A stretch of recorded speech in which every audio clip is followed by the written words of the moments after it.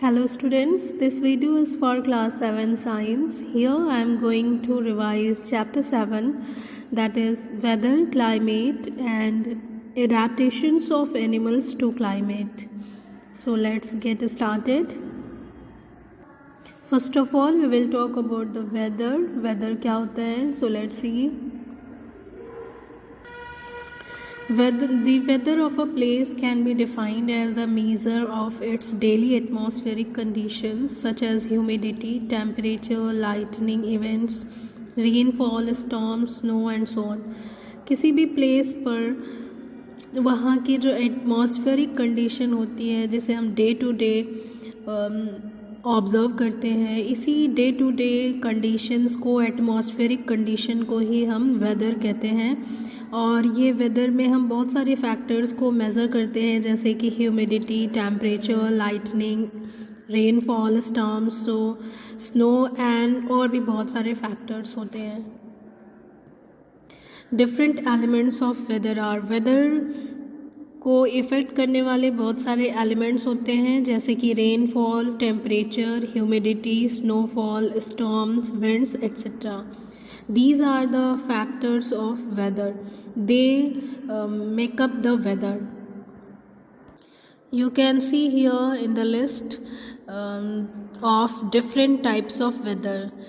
You would have listened, आपने ज़रूर सुना होगा कि weather sunny है, some day it is cloudy, then it is partly cloudy, or it can be hot, warm, it can be cold, windy, breezy, rainy. So these are the types of weather that we see in our day-to-day life. किसी भी place का weather जो होता है वो constant नहीं होता है, बल्कि वो बदलता रहता है, चेंज होता रहता है. Weather can vary over short periods of time and even hour to hour. ये घंटों में भी चेंज हो सकता है. तो आप ये कह सकते हैं कि किसी भी जगह का वेदर जो है वो कांस्टेंट नहीं होता है, एक जैसा नहीं होता है, वो हमेशा चेंज होता रहता है. कभी कभी तो ये घंटों में ही चेंज हो सकता है. अभी सवेरे आप देखेंगे कि जो वेदर है वो सनी है और दोपहर तक ये क्लाउडी हो सकता है, विंडी हो सकता है, रेन हो सकती है, कुछ भी हो सकता है. तो वेदर जो है वो कभी भी कांस्टेंट नहीं होता है, ये हमेशा चेंज होता रहता है. कहीं पर किसी दिन में जो वेदर है वो कैसा होगा उसके लिए वेदर रिपोर्ट पब्लिश की जाती है जिसमें उस डे की सारी वेदर इंफॉर्मेशन इंक्लूडेड होती है. और इसके लिए गवर्नमेंट जो है वो एक स्पेशल डिपार्टमेंट होता है गवर्नमेंट का, दैट इज़ मेटीरियोलॉजिकल डिपार्टमेंट, जो उस प्लेस के वेदर को प्रेडिक्ट करता है और फिर वेदर रिपोर्ट प्रिपेयर करता है. And that whether report is generally published in newspapers, radio and television.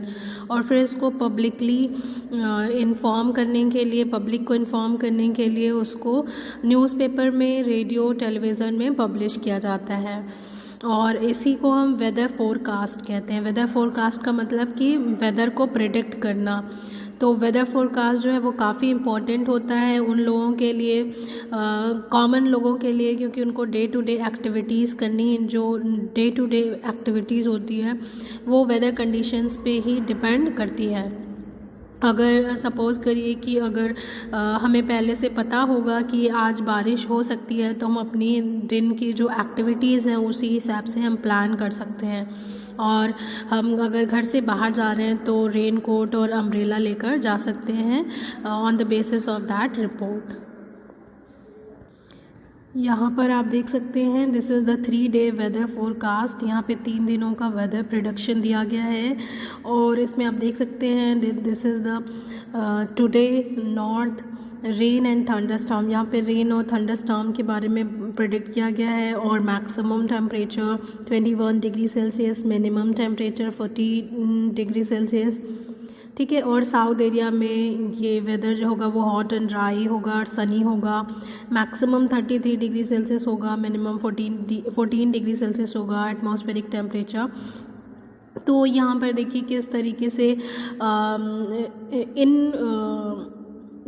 In future कैसा वेदर होने वाला है किसी पर्टिकुलर प्लेस का, उसको मेट्रोलॉजिकल डिपार्टमेंट जो होते हैं वो प्रेडिक्ट कर न्यूज़पेपर में पब्लिश कर देते हैं, जिससे लोगों को आसानी होती है अपनी डे टू डे एक्टिविटीज़ को प्लान करने में। किसी भी वेदर रिपोर्ट में जब आप देखते हैं तो उसमें मिनिमम और मैक्सिमम टेम्परेचर जो होता है उस दिन का ज़रूर इंक्लूडेड होता है। तो मिनिमम और maximum temperature of the day को मेज़र करने के लिए जिस डिवाइस का यूज़ किया जाता है उसे हम बोलते हैं मिनिमम मैक्सिमम थर्मामीटर। किसी भी दिन का जो मिनिमम टेम्परेचर होता है उसे हम early in the morning feel करते हैं, और जो मैक्सिमम टेम्परेचर होता है वो आफ्टरनून में एक्सपीरियंस किया जाता है। To measure the rainfall of a place an instrument called a rain gauge is used. किसी भी प्लेस के रेनफॉल को मेज़र करने के लिए रेन गॉज नाम के डिवाइस का यूज़ किया जाता है। रेन गॉज जो होता है वो रेन वाटर को कलेक्ट करता है और उसमें जो मेज़रिंग स्केल होती है उस मेज़रिंग स्केल से क्वांटिटी ऑफ रेनफॉल को डिटरमिन किया जाता है। यहाँ पे आप देख सकते हैं this is the rain gives. ये rain gives is nothing but एक कंटेनर की तरह होता है और इसमें बारिश का पानी कलेक्ट होता जाता है और इस स्केल पे हम मेज़र कर लेते हैं कि कितने सेंटीमीटर या मिलीमीटर बारिश हुई है। तो अभी हमने देखा कि कैसे वेदर जो है हमेशा चेंज होता रहता है। तो ये वेदर चेंज आखिर होता कैसे है? तो any change in the weather of a place on the earth is because of the sun. तो किसी भी प्लेस का वेदर जो होता है वो उसके चेंज होने के पीछे जो रीज़न होता है वो सन होता है, क्योंकि सन से हीट और लाइट एनर्जी मिलती है और यही हीट एनर्जी जो होती है वो विंड के फॉर्मेशन में, रेनफॉल में, सीज़न को चेंज करने के लिए रिस्पॉन्सिबल होती है। तो किसी भी प्लेस का जो वेदर चेंज होता है it is because of the sun. ये सन की वजह से ही चेंज होता है। Now we will talk about the climate. जब हम किसी पर्टिकुलर जगह के वेदर पैटर्न को एक लंबे समय तक ऑब्ज़र्व करते हैं तो उस एवरेज वेदर पैटर्न को ही हम क्लाइमेट कहते हैं। ठीक है, climate of a place can be defined as the prevailing weather condition of the place for a long period of time. जब हम किसी पर्टिकुलर प्लेस पर वेदर को लॉन्ग ड्यूरेशन ऑफ टाइम तक देखते हैं और एक एवरेज पैटर्न ऑफ वेदर हमें पता चलता है, तो वो एवरेज पैटर्न ऑफ वेदर जो होता है for a long period of time जो हमने ऑब्ज़र्व किया है उसी को हम उस प्लेस का क्लाइमेट कहते हैं। इसमें मैक्सिमम हम 25 ईयर्स तक के वेदर को ऑब्ज़र्व करते हैं। For example the temperature of Rajasthan is generally high through out the year and it does not receive much rainfall, so we can say that Rajasthan is a hot and dry place। जैसे कि राजस्थान में आप देखते हैं कि साल भर जो है वो टेम्परेचर काफ़ी ज़्यादा होता है, हाई होता है और वहाँ पर बारिश बहुत कम होती है। तो आप कह सकते हैं कि राजस्थान का जो क्लाइमेट है वो हॉट एंड ड्राई है। क्लाइमेट के अकॉर्डिंग हमने अर्थ को कई सारे पार्ट्स में डिवाइड किया हुआ है, जैसे आप देख सकते हैं tropical, dry, temperate, continental and polar. Different climates on the earth are here. तो जहाँ पर हीट जो है वो सबसे ज़्यादा होता है तो वो इक्वेटोरियल रीजन होता है और वहाँ पे जो क्लाइमेट होता है वो ट्रॉपिकल होता है। ठीक है, और उसके ऊपर जो है वो ड्राई क्लाइमेट, और थोड़ा और आप ऊपर नॉर्दर्न साइड और साउदर्न साइड में जाएंगे तो आपको टेम्परेट रीजन मिलेगा, फिर continental and then polar. Polar पे जो है वो हीट एनर्जी काफ़ी कम मिलती है सन से अर्थ को, तो वहाँ पे बहुत ज़्यादा ठंडा होता है तो वो पोलर एरिया होता है। पोलर क्लाइमेट जो होता है वो एक्सट्रीमली कोल्ड एंड ड्राई होता है और वहाँ की एयर में काफ़ी कम मॉइस्चर होता है। और टेम्परेट एरिया में ये टेम्परेट जो क्लाइमेट होता है ये तो ना तो ज़्यादा गर्म होता है और ना ही ठंडा होता है, ये मीडियम होता है, दोनों ही कंडीशन में। ट्रॉपिकल क्लाइमेट जो होता है वो बहुत ज़्यादा हॉट एंड ह्यूमिड होता है and there is usually a lot of rain in places having such a climate. तो यहाँ पर ज़्यादातर बहुत ज़्यादा बारिश होती है। और आप देखेंगे कि जहाँ पर ड्राई क्लाइमेट है तो वहाँ पे बारिश बहुत कम होती है, तो हवा में नमी, ह्यूमिडिटी काफ़ी कम होती है। Now we will talk about the climate and adaptation. तो किसी भी प्लेस का जो क्लाइमेट होता है वो वहाँ पे रहने वाले लिविंग ऑर्गेनिजम्स को अफेक्ट करता है। उस जगह पे रहने वाले जो लिविंग एनिमल्स होते हैं उस पर्टिकुलर रीजन को अडेप्ट करते हैं, और इसलिए ताकि वो वहाँ पर आसानी से सरवाइव कर सके। अगर वो उस जगह के क्लाइमेटिक कंडीशन के हिसाब से अपने आप को अडेप्ट नहीं करेंगे तो वो सरवाइव नहीं कर पाएंगे। So the animals start to change as per the climate of that place and get adapted so that they can survive in that area easily. Now one by one we will see the climatic condition and the adaptation of the animals that live there. पहली बात करेंगे हम polar region की। तो polar region वो areas होते हैं जो north pole and south pole पर पाए जाते हैं। The area of the earth that surrounds the north pole and the south pole is called the polar region. यहाँ पर आप नेम्स दे सकते हैं कुछ कंट्रीज़ के, like Alaska, Canada, Greenland, Iceland, Norway, Sweden, Finland. तो ये सारे एरियाज़ जो हैं वो पोलर रीजन में पाए जाते हैं। The climate of the polar region is extremely cold throughout the year and receives heavy snow. जो पोलर रीजन का क्लाइमेट होता है वो काफ़ी ज़्यादा ठंडा होता है थ्रू आउट द ईयर, पूरे साल भर, और काफ़ी ज़्यादा वहाँ पर बर्फ़ गिरती है। The sun does not rise for 6 months of the year in the polar region and then it stays up for the next 6 months। तो वहाँ पे 6 महीने का दिन और 6 महीने की रात होती है। The temperature in the polar region can be as low as -37 degree Celsius, और वहाँ का टेम्परेचर -37 डिग्री सेल्सियस तक जा सकता है। So most common animals found in these regions are polar bears, penguins. ज़्यादातर जो यहाँ पर एनिमल्स पाए जाते हैं वो ये सारे एनिमल्स होते हैं, like leopard, seal, penguin, Arctic wolf, walrus, Arctic fox, polar bear. They have adapted themselves so that they can survive easily in this place। तो आपने देखा है यहाँ का जो क्लाइमेटिक कंडीशन है वो काफ़ी एक्सट्रीम है, तो इसके हिसाब से ये एनिमल्स खुद को अडेप्ट करते हैं, अपने अंदर काफ़ी सारी मॉडिफिकेशन एंड चेंजेस लाते हैं। सबसे पहले हम बात करेंगे पोलर बियर की। तो पोलर बियर जो होता है उसके पास वाइट फर होता है। वाइट फर होने की वजह से वो अपने जो स्नोई बैकग्राउंड होता है, वाइट बैकग्राउंड होता है, उसमें वो खुद को हाइड कर लेता है आसानी से, और इससे वो अपने प्रेडेटर से बच जाता है, अपने शिकारियों से बच जाता है। In the same way it makes it easier for them to catch their prey. और क्योंकि अपना बैकग्राउंड के कलर का, उनके बॉडी का फर का कलर होता है, तो फिर वो आसानी से छुप कर अपने शिकार को भी क्या कर सकते हैं, कैच कर सकते हैं, हंट कर सकते हैं। तो उनके जो वाइट फर होता है वो अपने दुश्मनों से बचने और अपने शिकार को कैच करने दोनों में हेल्प करता है। The polar bears have 2 layers of thick fur on them so that they can survive extremely cold condition। उनकी जो फर की जो लेयर्स होती है वो 2 होती है, डबल होती है, ताकि वो एक्सट्रीमली कोल्ड कंडीशन से खुद को बचा सकें। The polar bear move slowly and rest a lot so that they do not get overheated because of their thick fur।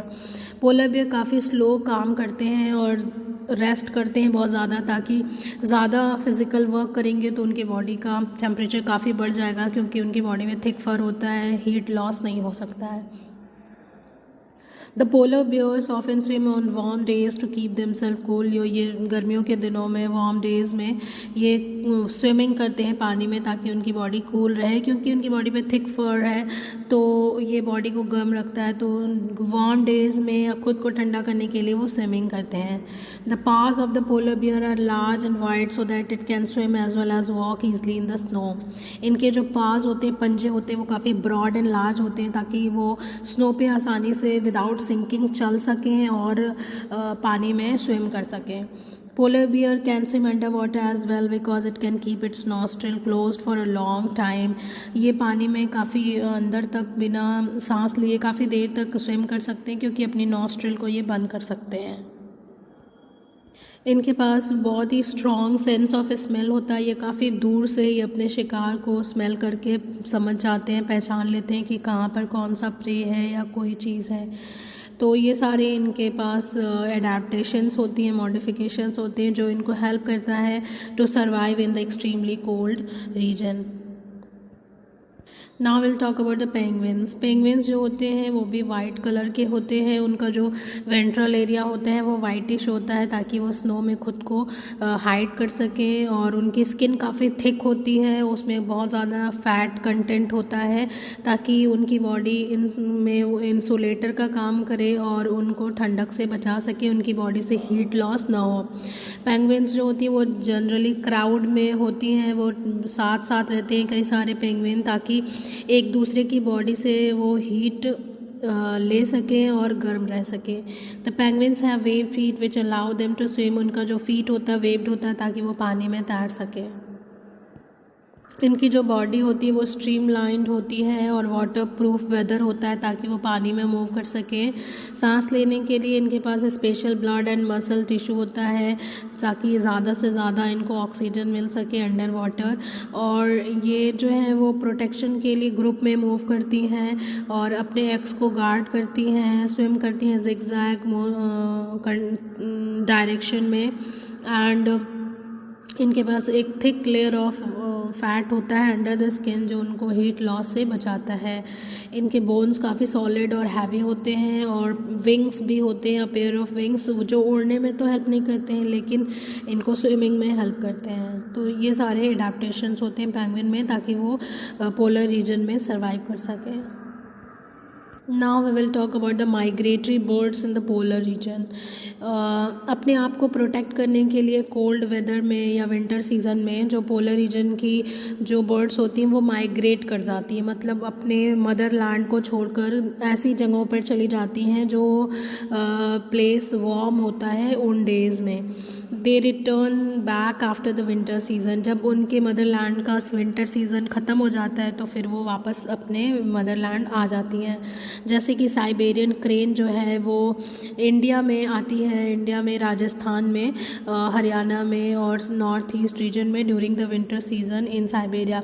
तो ये साइबेरिया में जब विंटर सीज़न होता है, बहुत ज़्यादा कोल्ड कंडीशन होती है, तो उसको अवॉइड करने के लिए इंडिया चली आती हैं और यहाँ पर कुछ दिनों तक रहती हैं जब तक कि उनके मदरलैंड का जो है कोल्ड कंडीशन ठीक नहीं हो जाता है।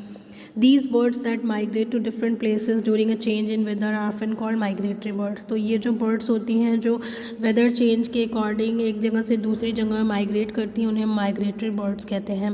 They can travel used distances of 15,000 kilometre to protect themselves from the extremely cold environment। ये 15,000 किलोमीटर तक की दूरी को तय कर सकती हैं अपने आप को एक्सट्रीमली कोल्ड एनवायरनमेंट से बचाने के लिए। बर्ड्स के अलावा फिशेज़, इंसेक्ट्स और मैमल्स भी माइग्रेट करते हैं। यहाँ पे आप देख सकते हैं, this is the picture of Siberian crane जो साइबेरिया से इंडिया आती है। Now we will talk about the another climatic condition and that inhabits in the tropical rainforest। तो जो एरियाज़ इक्वेटोरियल रीजन में पाए जाते हैं अर्थ पे तो उनको वहाँ पर ट्रॉपिकल रेन फॉरेस्ट पाए जाते हैं। Here you can see the tropical region on the earth. Central America, Caribbean, south America, northern America and middle east, central and south Africa, south Asia, south east Asia and Oceania, ये सारे जो countries हैं ये tropical region में आते हैं। Tropical regions वो होते हैं जो इक्वेटर के आसपास पाए जाते हैं और इसीलिए यहाँ पर बहुत ज़्यादा अमाउंट में सनलाइट मिलती है इन एरियाज़ को through out the year. Because of this these areas have a hot climate. इस वजह से यहाँ का जो क्लाइमेट होता है वो काफ़ी गर्म होता है। टेम्परेचर जो होता है it can be as high as 40 degree Celsius and can drop until 15 degree Celsius. 40 degree Celsius तक मैक्सिमम टेम्परेचर यहाँ का चला जाता है। और the length of the day and the night are almost equal in these regions. यहाँ पे दिन और रात का जो लेंथ होता है वो बराबर होता है और बहुत ज़्यादा यहाँ पे बारिश होती है और जो इसीलिए यहाँ पे जो फॉरेस्ट होते हैं उनको हम ट्रॉपिकल रेन फॉरेस्ट कहते हैं। ट्रॉपिकल रेन फॉरेस्ट में बहुत सारे variety of plants and animals पाए जाते हैं। Due to large habitation the animals often compete for food in these region, क्योंकि बहुत सारे एनिमल्स एंड प्लांट्स पाए जाते हैं यहाँ पे, तो आपस में उनका फूड के लिए कंपटीशन होता है। Many animals have adapted themselves so that they can live on the trees and find their food easily. काफ़ी सारे जो जानवर होते हैं वो अपने आप को इस तरीके से अडैप्ट करते हैं कि वो ट्रीज़ पर रह सकें और फूड अचीव कर सकें।